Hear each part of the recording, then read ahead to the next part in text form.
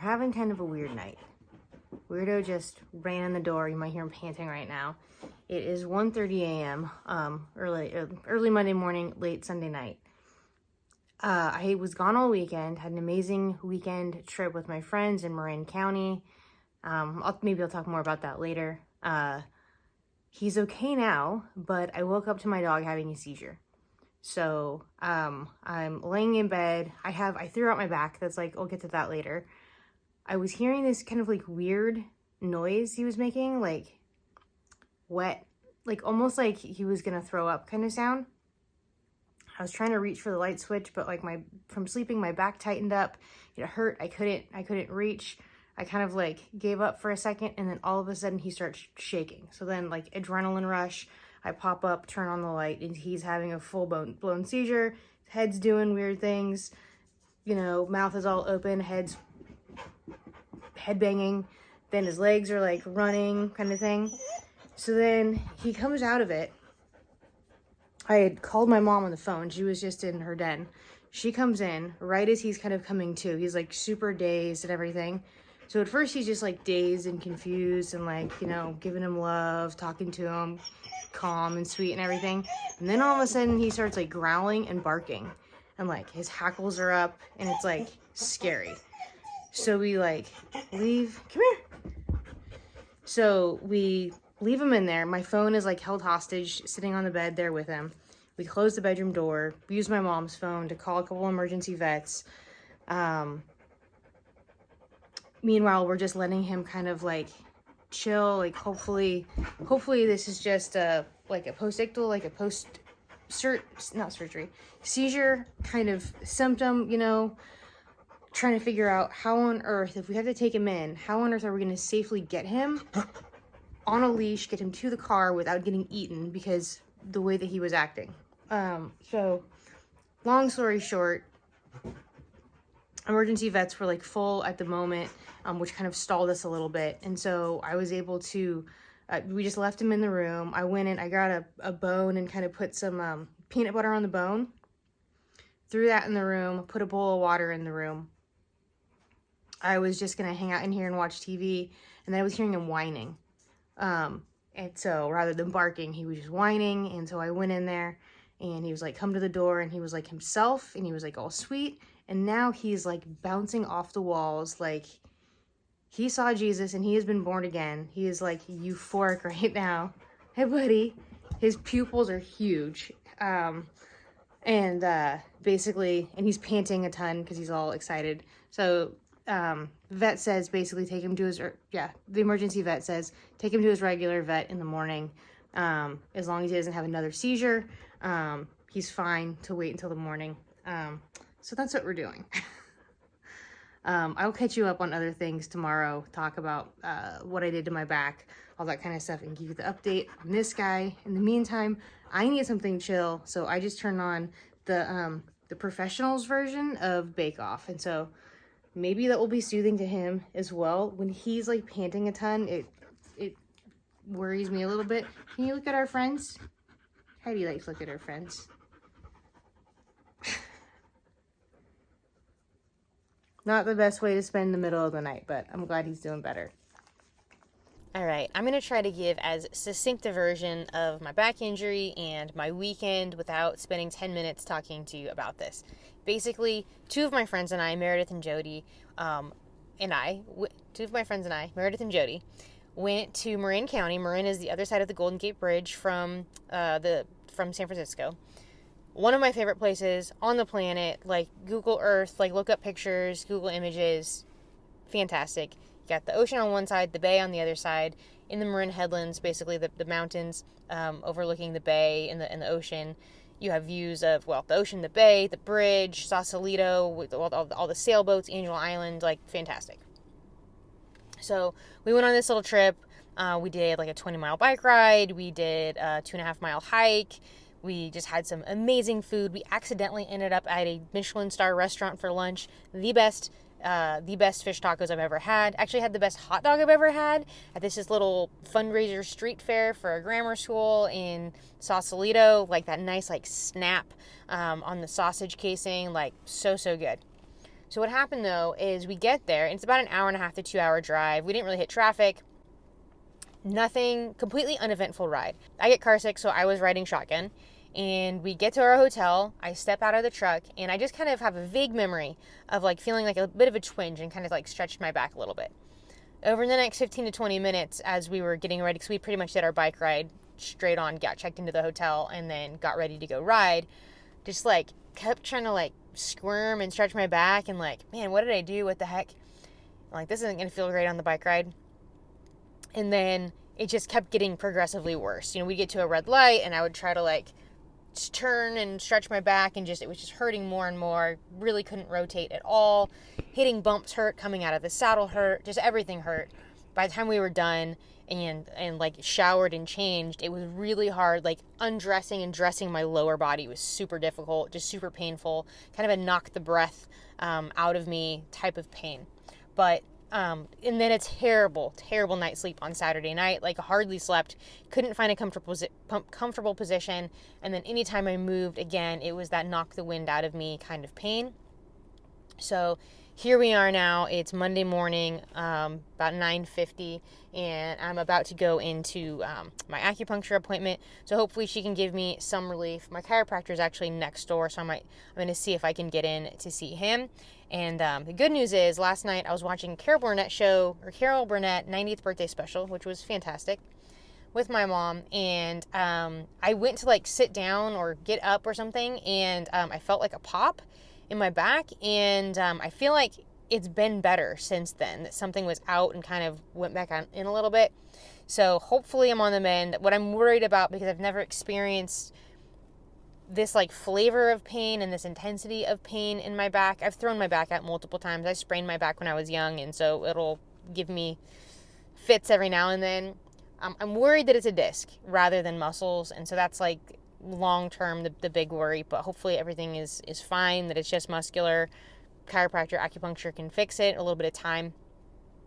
Anyway, so that's what's going on today, or this morning, and then I've got to get my dog in to see the vet. So as soon as I finish up here, I'll be trying to get him in hopefully this morning, if not this afternoon. I only have 2 clients today. Did some work earlier this morning. So that's the deal for today, and that was a much quicker wrap-up of the weekend and the back injury than my first try.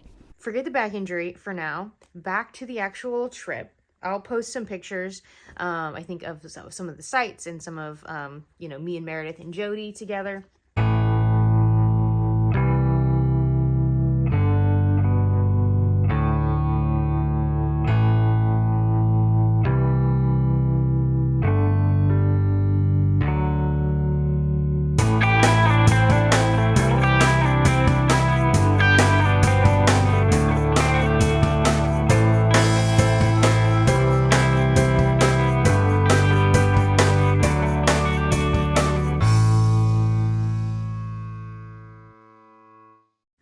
When we were in Mill Valley yesterday, we stopped at this bookstore called The Depot, and they had a lot of like local stuff, a lot of, it's a very natural, we're right by Muir Woods. We passed the Audubon Society on the bike ride the other day. So like incredible ecological, environmental, nature kind of area. I can't describe it. Surrounded by beauty. And so I picked up this book right here, which just the cover says it all to me, just the greenery. This is Islands of Abandonment, Nature Rebounding in the Post-Human Landscape by Cal Flynn. From what I understand, it's vignettes of incidences where, for some reason, humans have abandoned a certain place and then nature has taken back over. So I'm excited to get into this, particularly for Springathon. In the meantime, I'm still reading The Heart of the Matter by Graham Greene. I have about 100 pages or so left in this, so I think I'm going to do a little bit of a reading sesh right now before I have to get ready to go to my appointment. Otherwise, today is a little bit up in the air because after my appointment, I'm going to try to get Stevie in to see the vet. Hey guys, I feel like it's been a minute since we've had a chat. How are you? So it's Wednesday afternoon, about 4:30.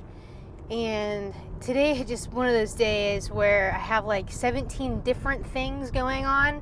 It's not just like part A and part B of my day. I'm on part like Q right now. So final last like calendar item of the day is going to therapy. So about a 15-minute drive or so. So I thought I'd let you know what I'm up to. I would really like to finish, I almost said Death Comes for the Archbishop. Wrong book. That was last month.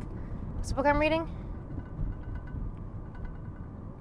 The Heart of the Matter. Wow, that took me way too long to come up with. Graham Greene's The Heart of the Matter. I think I have maybe like 100 pages left or so.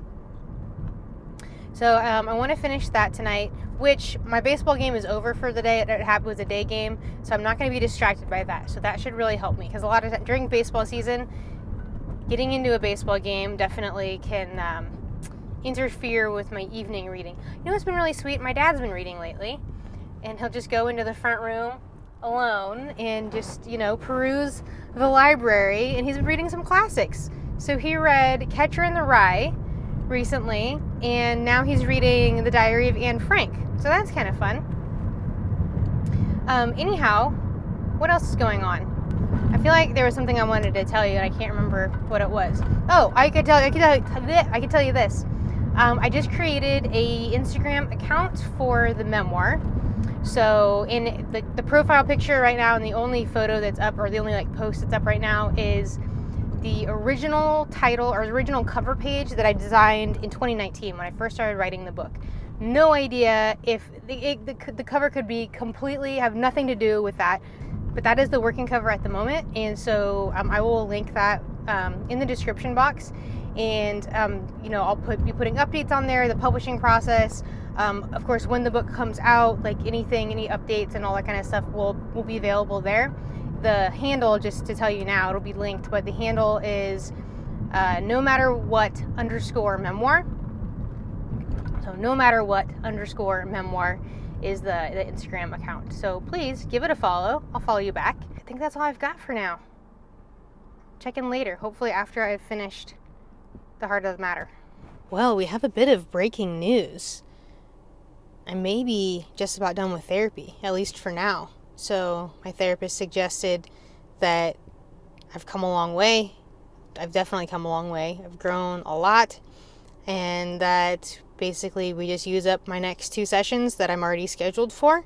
And then as long as things continue to be going well, then, take a 6-month break and maybe come back in 6 months and address some things that we haven't gotten to. I'm not all better. We haven't fixed all the, mental illness issues or anything like that. We're not gonna cure me of cyclothymia and make my anxiety and mania and depression go away or anything like that. But I have the tools, and I've come a long way as far as having the tools, using the tools, just knowing myself and having the self-awareness to know when I start to do things or not do things that is going to lead me down that slippery slope into depression, or when I'm having in a hypomanic state, I don't have to spin out and be freak out about it, just to embrace it and go with the non-sleep, and just try to be productive and ride it out, basically, and just ride it out and deal with it as best as I can. The thing about being manic is it feels really good. So, except for sometimes it's disconcerting, because it's it's a weird feeling.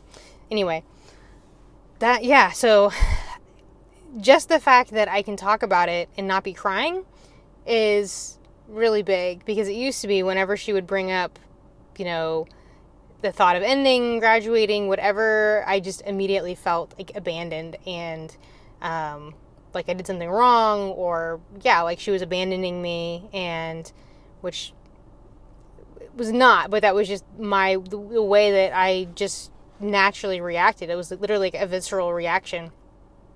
So the fact that I didn't cry at all, and we talked quite a bit about me kind of graduating, or at least taking a significant break, is really good. So yay mental health. It's Mental Health May.